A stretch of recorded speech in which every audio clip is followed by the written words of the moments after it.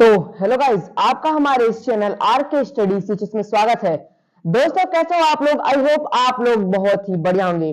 दोस्तों, बीच में आपके लिए मैं ये वीडियो नहीं ला पा रहा था। यह दिक्कत थी कि थोड़ा मुझे जुकाम हो चुका था। आप लोगों को पता ही होगा कि इस बीचों बीच में वायरल फीवर बहुत अधिक चल रहा है, वो मुझे भी हो गया था। चलिए उसकी बात हम लेन देन करेंगे बाद में। चलिए यह ध्यान देते हैं हम लोग कि आज के हम इस वीडियो में किस प्रकार इस आर के स्टडी फीचर्स के वीडियो में धमाल मचाने वाले हैं। जी हाँ, आज हम यह सीखेंगे कि किसी भी आपने आज तक एलसीएम और रेसिप सीखा होगा। अरे सारी छोटी मोटी बात काहे करते हो, इसीलिए तुम्हें कहता हूं छोटी मोटी बात है लेकिन खोटी जरूर है बालो।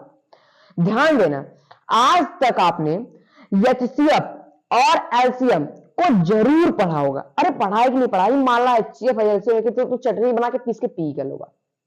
लेकिन एक बात आज हम लोग इस वीडियो में यह सीखने वाले हैं कि किसी भी बीज गणित का एचसीएफ एवं एलसीएम किस प्रकार फाइंड आउट करते हैं। तो चलिए समय लगाते हैं, अपने वीडियो को स्टार्ट करते हैं। अभी तक आप हमारे इस चैनल को सब्सक्राइब नहीं किए तो सब्सक्राइब कर लें और बेल आइकन को टिप कर आल पे क्लिक करना। चलिए आइए हम पढ़ने वाले हैं अलजेब्रा, ALGEBRA।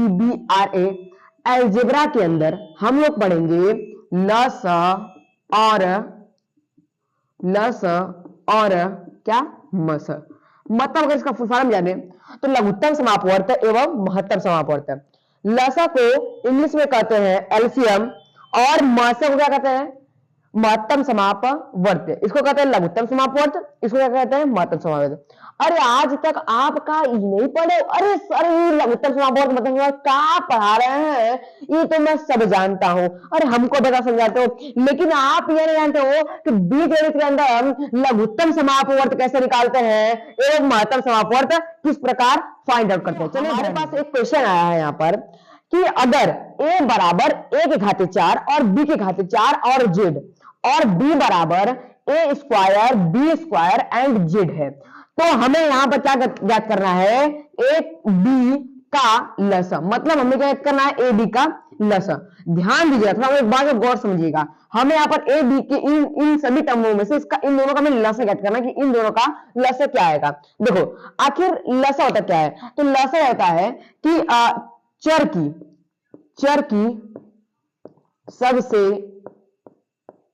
की सबसे बड़ी घात। चर की अगर सबसे बड़ी घात है ना तो वह क्या कहलाएगी? लसा। मतलब कि लसा के बराबर होगी। अगर चर की बड़ी घात है तो वह लसा के बराबर। अब क्या ध्यान दीजिए, हमें यहां पर क्या देखना है? यहां पर ए है, ठीक है, यहां पर ए है, यहां पर बी है, ठीक है, यहां पर बी है, यहां पर जेड है, यहां पर जेड है। अब हमें यह ध्यान देना है कि कौन सा ऐसा टर्म है, हमें यह ध्यान देना है कि यहां पर कौन सा ऐसा टर्म है जो ए के या बी के टर्म में सबसे अधिक बार आया है। अगर ध्यान दीजिए, हमने जैसे बोला, समझिए बात को, इसमें यहां पर देखेंगे कि इस टर्म में ए 4 बार आया है और इस टर्म में ए क्या बार आया? जो ए के टर्म में है, ए के टर्म में जो ए है वह 4 बार आया है और बी के टर्म में जो बी है वह 2 बार आया है। सॉरी, ए के टर्म में जो ए है वह कितनी बार आया है? 4 बार। और बी के टर्म में जो है ए है वो 2 बार आया है।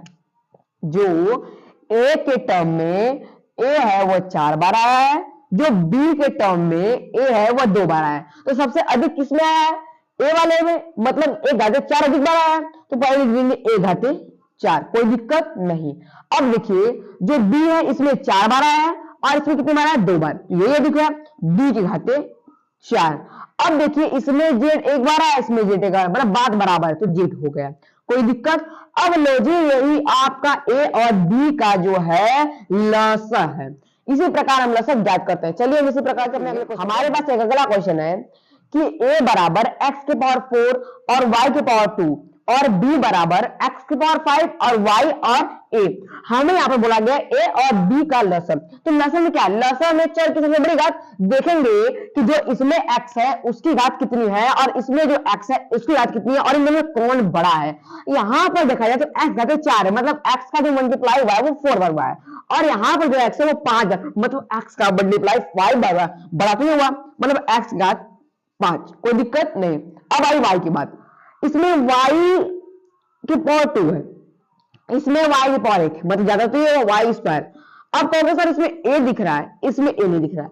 अरे भैया आपने एक नियम पढ़ा है कि किसी के घात अगर जीरो होता है उसका मान कितना होगा, एक। अगर हम ए की घात जीरो करें तो कोई दिक्कत नहीं, मान की कोई जरूरत नहीं होती, ए घात जीरो तो एक हो गया, और एक में से एक में किसी से लगाएंगे तो उसका मान वही आता है। तो यहाँ पे कोई मान में परिवर्तन नहीं हुआ, मतलब अगर हम ए की पावर जीरो कर दें उसका मान में कोई परिवर्तन नहीं हुआ। अब बताओ अगर ए की घाते एक है और ए की घाते जीरो, इनमें बड़ा कौन है, ए घाते एक, मतलब घात एक लिखते हैं। तो ये रहा हमारा क्या था, लसा। इसी प्रकार हम इसको लसा को निकाल सकते हैं एकदम, ये है बीजगणित मतलब अलजेब्रा के अंदर बहुत धांसू तरीके से। चलिए हम एक क्वेश्चन को और देखते हैं और अपने एलसीएम के टॉपिक में लसा के टॉपिक को समाप्त करते हैं और मौसा के टॉपिक। हमारे पास एक लसा का बहुत ही दमदार क्वेश्चन आया है। इसमें हमें क्या करना है कि अगर हम किसी अगर फ्रैक्शनल को हल करते हैं तो पहले उसका जो डिनोमिनेटर होता है, जो हल होता है, उसका क्या करते हैं, ऐसे लेते हैं। अब यहाँ पर भी तुम्हें एलसीएम लेना है, लेकिन ये क्या है, अलजेब्रा के अंदर है, तुम कैसे सर इसका एलसीएम लेंगे, इसको गुणा करा देंगे ना जी ना। सुनिए देखिए, यहाँ पर ए बी है, यहाँ पर ए स्क्वायर बी स्क्वायर है, और यहाँ पर ए बी स्क्वायर है, मतलब तीनों में ए बी भी है। अब ध्यान दिए सबसे ज्यादा किस वाले टर्म में, क्योंकि चर की सबसे बड़ी घात में लेना है, तो यहाँ पर पहले ए को देखेंगे। तो इन सब में एक सबसे बड़ी घात क्या है, दो, तो ए की पावर टू, क्योंकि इसमें ए की पावर वन है, ए की पावर वन है, यहाँ पर ए की पावर टू है, मतलब एक बड़ा हुआ, ठीक है। अब यहाँ पर बी के पावर वन है, बी के पावर टू, मतलब बड़ा ही हुआ। तो ये रहा हमारा क्या था, लसा, ये धांसू तरीके से। चलिए हम अब देखते हैं मस और अपने लेक्चर को एंड। चलिए ध्यान दीजिए, हमारे पास है कि a इक्वल टू एक्स के पावर 4 वाई के पावर 4 और z, और b बराबर है एक्स के पावर 3 वाई के पावर 2 और z। हमें यहाँ पर a और b का मस याद करना है।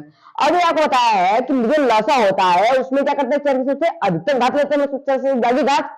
लेकिन यहाँ पर उल्टा काम होगा, मसा में जो ये मसा है इसके अंदर ना चर की सबसे छोटी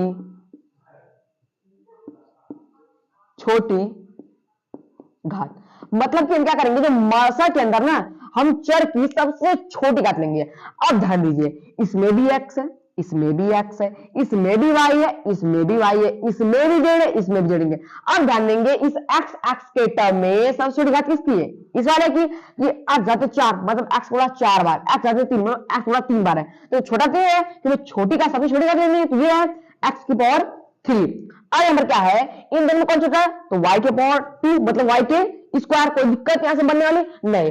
अब देखिए इसमें z की पावर 1 है, इसकी z की पावर छोटा बड़ा कोई नहीं, मतलब जोड़ बता देंगे, अब कोई दिक्कत नहीं।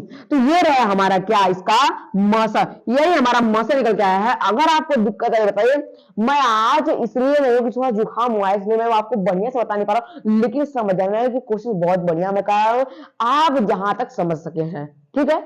आपको हमें यकीन है कि अगर आप हमारी वीडियो में आए हो तो हम भी आप ही की तरह भी छोटे हैं, लेकिन आपके और हमारे बीच एक्सपीरियंस थोड़ा कम छोटा है, कम ज्यादा है, समझने की कोशिश करिए, लसा आप समझ जाए तो हम मस्त में बात उभा रहे हैं, ठीक है। चलिए ध्यान दीजिए, हमारा अगला क्वेश्चन है A B, A square B square A का हमें क्या करना है, मस, मतलब हमें महत्तम समाप वर्त याद करना है। और जब वर्त हम आएगा हमें क्या करना है, सबसे चर की सबसे छोटी घात देखनी है। इसमें भी ए है, इसमें भी ए है, इसमें भी ए है, तो छोटी घात कौन है, इसके बाद एक है, इसके बाद दो है, इसके बाद एक है, मतलब छोटी घात एक ही है, मतलब ए।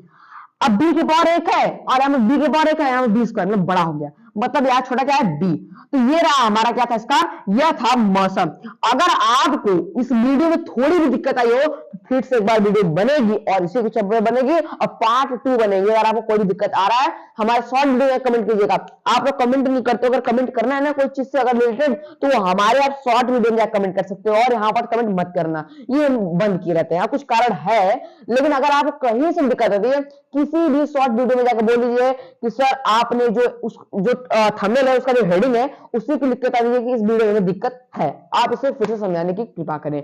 मिलता है नेक्स्ट वीडियो के साथ, तब तक के लिए बाय, और मनाइए कि हमारा चैनल थोड़ा ग्रो करे। आप लोग ग्रो करवाने में आप लोग का बहुत ही मदद हुआ है। धन्यवाद।